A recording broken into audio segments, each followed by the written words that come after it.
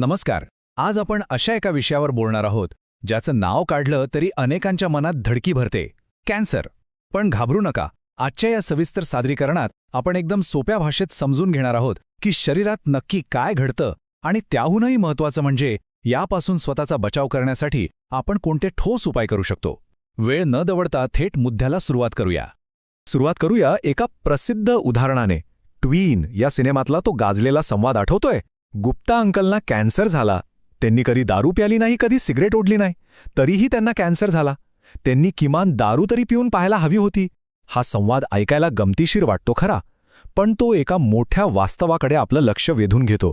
आपण अनेकदा पाहतो की अगदी काटेकोर आणि निरोगी जीवन जगणाऱ्या लोकांना हा आजार होतो, तर आयुष्यभर व्यसन करणाऱ्यांना काहीच होत नाही.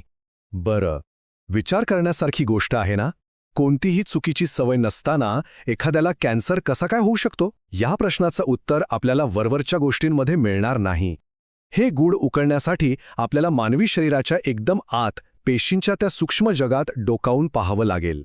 आता हे समजून घेण्यासाठी आपलं शरीर एखाद्या अवाढव्य फॅक्टरीसारखं स्वतःला सतत कसं नवीन बनवत असतं ते पाहूया. थक्क करणारी आकडेवारी पहा. एका लहान मुलाच्या शरीरात सुमारे 17 ट्रिलियन पेशी असतात. सामान्य प्रौढ स्त्रीमध्ये 28 ट्रिलियन, तर एका प्रौढ पुरुषाच्या शरीरात तब्बल 36 ट्रिलियन पेशी असतात. हो, 36 ट्रिलियन! नुसता विचार करा, एवढ्या सगळ्या पेशी एकाच वेळी शरीरात काम करत आहेत. आणि याहून मोठी गंमत काय आहे माहितीये? दररोज शरीरातल्या जवळपास 330 अब्ज पेशी म्हणजेच एकूण पेशींपैकी सुमारे 1% पेशी मरतात आणि त्यांच्या जागी पूर्णपणे नवीन पेशी येतात. एक प्रकारे जैविकदृष्ट्या आपलं शरीर हे एका वाहत्या नदीसारखं आहे, जे प्रत्येक क्षणाला नव्याने बनत असतं. पण सगळ्याच पेशींचा नवीन तयार होण्याचा वेग सारखा नसतो बरं का. आतड्यांचं अस्तर फक्त 5 ते 7 दिवसांत पूर्णपणे नवीन होतं. त्वचा 4 आठवड्यांत बदलते आणि लाल रक्तपेशी त्या तर एका सेकंदात 20 ते 30 लाख इतक्या प्रचंड वेगाने तयार होतात. याउलट चरबीच्या पेशी बदलायला चक्क 10 वर्ष लागतात आणि मेंदू, हृदय किंवा पाठीच्या कण्याच्या पेशी खूपच मर्यादित प्रमाणात नवीन तयार होतात. बरं, एवढ्या मोठ्या प्रमाणावर जेव्हा हे पुनरुत्पादनाचं काम चालू असतं तेव्हा काहीतरी गडबड होण्याची शक्यता असतेच, आणि इथेच कॅन्सरची खरी सुरुवात होते. आपल्या पेशींच्या आत जे जीन्स किंवा जनुके असतात ते एखाद्या नियमपुस्तकेसारखं काम करतात. आता निसर्गाने आपल्याला या जनुकांचं रक्षण करण्यासाठी एक भारी सुरक्षा व्यवस्था दिली आहे. यातले काही जीन्स सुरक्षा रक्षक असतात, जसे की P53 जीन जे डॅमेज झालेले जीन्स दुरुस्त करतात. काही जीन्स फिल्टरसारखे काम करतात जे खराब पेशींना नष्ट व्हायला सांगतात. तर काही मेकॅनिक असतात जे छोट्या मोठ्या चुका रिपेअर करतात. यातलीच एक भन्नाट नैसर्गिक प्रक्रिया म्हणजे ॲपॉप्टॉसिस, किंवा सोप्या भाषेत प्रोग्रॅम्ड सेल डेथ. जेव्हा एखादी पेशी जुनी होते किंवा तिच्यात बिघाड होतो, तेव्हा हे फिल्टर जीन्स तिला स्पष्ट सांगतात की आता तुझं काम संपलंय, तू सुरक्षितपणे नष्ट हो. शरीराचं मोठं नुकसान होण्याआधीच कचरा साफ करण्याची ही एकदम अचूक सिस्टीम आहे. तर मूळ मुद्दा असा आहे, जेव्हा हे आपले सुरक्षा रक्षक फिल्टर किंवा मेकॅनिक जीन्स स्वतःच बिघडतात तेव्हा खरी अडचण सुरू होते.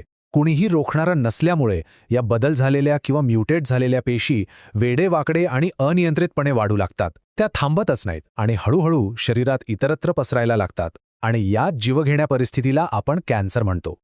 आता प्रश्न असा पडतो की या अनियंत्रित पेशींना थांबवायचं कसं? वैद्यकीय विज्ञानाने यावर कसे उपाय शोधले आहेत ते आपण पाहूया. कॅन्सरवरील उपचारांबद्दल बोलताना सर्वात आधी डोळ्यासमोर येते ती केमोथेरपी. यात होतं काय? केमोथेरपीमध्ये शक्तिशाली रसायनांचा वापर करून वेगाने वाढणाऱ्या कॅन्सर पेशींना मारलं जातं. पण यात एक मोठा तोटा आहे. ह्या रसायनांना वेगाने वाढणाऱ्या कॅन्सर पेशी आणि वेगाने वाढणाऱ्या चांगल्या पेशी ह्यातला फरकच कळत नाही. म्हणूनच केसांची मुळे, आतड्यांचं अस्तर किंवा रक्तातील स्टेम पेशी ज्या नैसर्गिकरित्या वेगाने वाढतात त्याही यात नष्ट होतात, आणि त्यामुळेच केस गळणे किंवा पचनाचा गंभीर त्रास सुरू होतो. केमोथेरपीमुळे रक्तातील महत्त्वाच्या पेशी आणि बोन मॅरोचंही नुकसान होतं. ते पुन्हा बनवण्यासाठी स्टेम सेल ट्रान्सप्लांटची अत्यंत गरज भासते. चिराग नावाच्या एका लहान मुलाचीच गोष्ट घ्या. त्याला अशा ट्रान्सप्लांटची खूप गरज होती. पण ही प्रक्रिया करण्यासाठी एक मोठी अट असते. ती म्हणजे दात्याचे ह्यूमन ल्युकोसाइट अँटीजन म्हणजेच HLA त्या रुग्णाशी तंतोतंत जुळावे लागतात. आणि हे जुळणं किती अवघड असतं माहितीये? सख्खी भावंड नसतील तर दुसऱ्या एखाद्या व्यक्तीसोबत हे HLA जुळण्याची शक्यता असते फक्त 1 लाखात 1. हो, तब्बल 1 लाखात 1.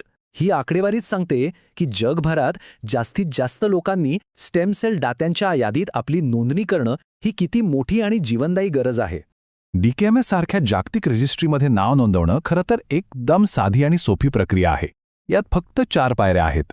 आधी ऑनलाईन माहिती भरायची, मग घरपोच एक मोफत स्वॅब किट येतं. त्या किटने स्वतःच्या गालाच्या आतून स्वॅब घ्यायचा आणि तो नमुना दिलेल्या पाकिटात टाकून परत पाठवून द्यायचा.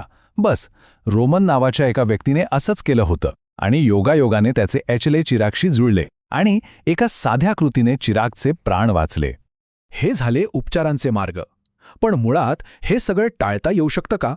आपण या धोक्यांवर नियंत्रण कसं मिळवू शकतो ते आता समजून घेऊया. मुळात आपल्या पेशींमधले जीन्स खराब होताच का, याची 3 मुख्य कारणं आहेत. पहिलं म्हणजे अनुवंशिकता, जी एकूण प्रकरणांच्या 5 ते 10% असते. दुसरं कारण म्हणजे वय. जसं वय वाढतं तसं जनुकांचं नुकसान नैसर्गिकरित्या साचत जातं. आता ह्या पहिल्या 2 गोष्टी बदलता येत नाहीत, पण तिसरं कारण जे आहे ना, ते पूर्णपणे आपल्या हातात आहे आणि ते म्हणजे आपली जीवनशैली आणि रोजच्या सवयी. हे चित्र पाहिल्यावर तुम्हाला नक्कीच आश्चर्य वाटेल. जगातले तब्बल 42% कॅन्सरचे प्रकार आपण पूर्णपणे टाळू शकतो. कसे? तर ही आकडेवारी पहा. धूम्रपानामुळे 19%, लठ्ठपणामुळे 7.8%, मद्यपानामुळे 5.6%, चुकीचा आहार आणि व्यायामाच्या अभावामुळे 5% आणि अतिनील किरणांमुळे म्हणजे UV रेडिएशनमुळे 4.7% कॅन्सर होतो. हे सगळे घटक पूर्णपणे आपल्या नियंत्रणात आहेत. मग आपण काय करू शकतो? एकदम साधे आणि ठोस उपाय आहेत. अतिनील किरणांचा धोका टाळण्यासाठी सकाळी 10 ते दुपारी 4 या कडक उन्हाच्या वेळेत बाहेर पडणे टाळा किंवा सनस्क्रीन नक्की वापरा. हानिकारक रसायनांपासून वाचण्यासाठी अतिप्रक्रिया केलेले म्हणजे प्रोसेस्ड फूड्स टाळून नैसर्गिक आणि ताजे अन्नपदार्थ खा.